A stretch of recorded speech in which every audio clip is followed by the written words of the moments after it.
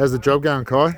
Yeah, it's going pretty good, thanks. Yeah, as you can see, we've got the blockwork going up here, and we're starting to install the bondek over the top. So there's suspended slab going over the top of the blockwork here.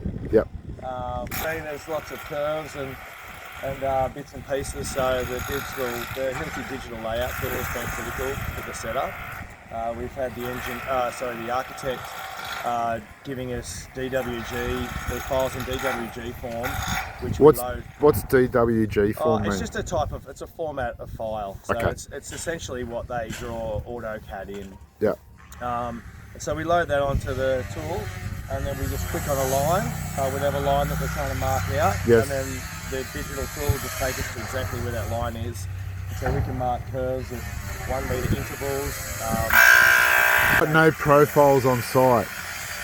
No, we have a couple of check profiles for the digital layout tool that we go back to when we're starting.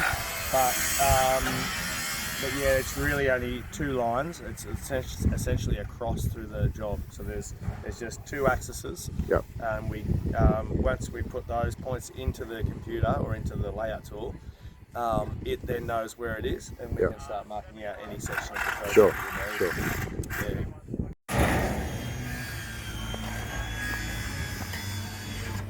Right, okay. How about this blockwork?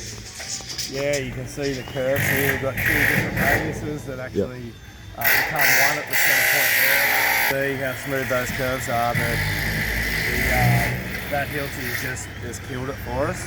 And essentially now the architect has drawn the next layer up. So he's drawn all the step downs in, all the formwork for the concrete slab. Sure. And we'll just be clicking on lines on that, and he'll give us all the rebates for the doors, the windows, set out for the structural steel, and all the internal walls as well.